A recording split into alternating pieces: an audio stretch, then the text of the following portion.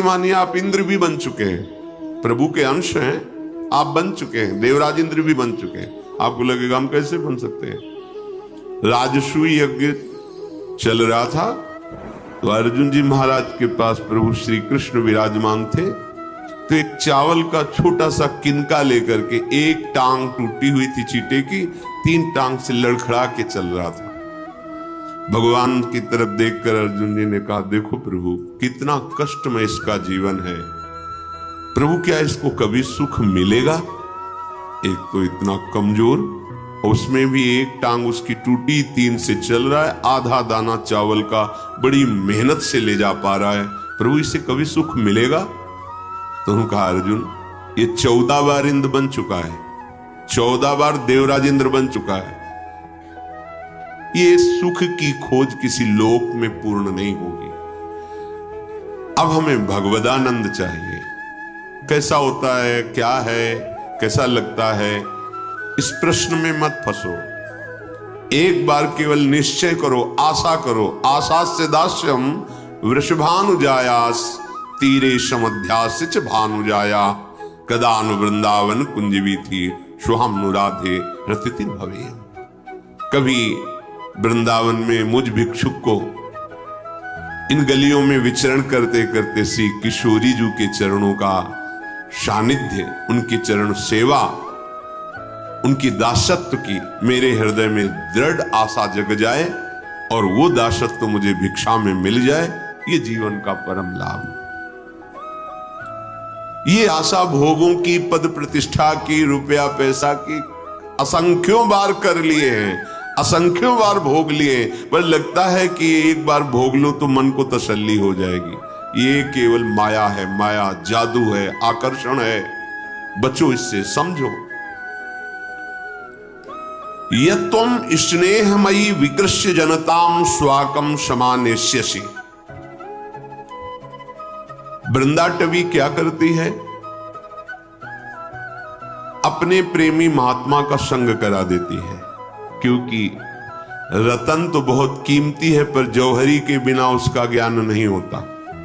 जौहरी जब बताता है कि इतने करोड़ का ये हीरा है, तो उसी समय हमें उतने धन का भाव आ जाता। ओहो, हमारे पास जो छोटा सा है, हम समझते थे क्या होगा इससे, पर ये तो करोड़ों की कीमत का है। ऐसे ही हम वृंदावन को एक नगर की तरह देख रहे हैं, पर जब कोई रसिक प्रेमी जौहरी हमें बताता है कि अहो भाग्य, अगर एक क्षण भी यहां हमारा राधा राधा कहते व्यतीत हुआ, अहो भाग्य, अब जीवन की दशा पलट जाएगी। देख लेना। पूज्य श्री राधा बाबा, यदि तुमने जिह्वा से ऐसा निश्चय किया कि अब राधा कृष्ण बोलेंगे, तो लिख लो, आज से तुम्हारे जीवन की मंगलमयी यात्रा प्रारंभ हो गई। पूज्य राधा बाबा, हमारा जीवन जो शरीर प्रियता, शरीर संबंधियों के मोह पास में दृढ़ता और भोगों के भोगने की नई नई वृत्ति की प्रबलता, हे वृंदाटवी मां, आप इसे दूर कर दो। कैसे दूर? भगवत प्रेमी महात्माओं के संग से, उनके श्री मुख से निकले हुए भगवत वाक्यों को स्वीकार करने से मोह का नाश हो जाता है। जहां मोह नष्ट हुआ कि प्रियालाल के चरणों में प्रेम हो जाता है। मोह गए बिनु राम पद होई न दृढ़ अनुराग। ये मोह ही भजन नहीं करने देता, हमारे पास समय ही नहीं है। ठीक, प्रयोग कर लो मोह में समय, और जिनके लिए प्रयोग कर रहे हो, जब तुम्हारा अंतिम समय आएगा तब उनके पास समय नहीं रहेगा कि तुम्हारी कोई सहायता कर सके। केवल तुम अपने शुभ अशुभ कर्मों की पोटली बांध कर यहां से जाओगे। श्रीपाद कह रहे, हे वृंदाटवी मां, आप हम पे कृपा करो और हमारे इस जनताम स्वाकम समानेष्यसि, ये जो हमारे परिवार रिश्ते नातों में ऐसी आसक्ति हो गई है, मोह हो गया है कि मुझे ये अपने लगते हैं, प्यारे लगते हैं और प्रभु पराये लगते हैं, ये भाव खत्म हो जाए। हृदय में ये भाव बना रहता है। ऋण ग्रसितो यायाम कथमः वृंदावन महम त्यजेयम वा वृद्धावगति पितरौ दार शिशुकान। बहुत सुंदर बात है। तुम स्वयं अपने को बांधे हुए हो। कैसे बांधे हुए हो? अभी तो काफी उधारी दी है, वो ले ले, काफी उधारी ली है, वो दे दे। और अभी तो भजन करने का समय नहीं है। देखो हमारे पास माता पिता, अभी नया ब्याह हुआ है, किसी के बच्चे हैं, वो बच्चों का ब्याह करना है।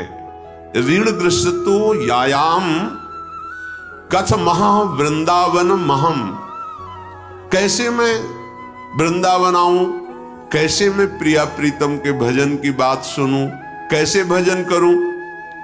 ऋण ग्रसितो, बहुत कर्जा लिया है, बहुत कर्जा दिया है, अभी तो बहुत लेना देना है। और हमारे पास तो परिवार है। त्यजेयम वा वृद्धावगतिम पितरौ दार शिशुकान। मेरे माता पिता, वृद्ध वयोजन, स्त्री पुत्र परिवार। कथम वा मज्जीवान बत परिहरेयम निज जनान। मैं ऐसे अपने प्यारे परिवार को, प्यारे पुत्र को, प्यारी स्त्री को कैसे इनको भूल जाऊं और भजन करूं? ऐसा कैसे हो सकता है?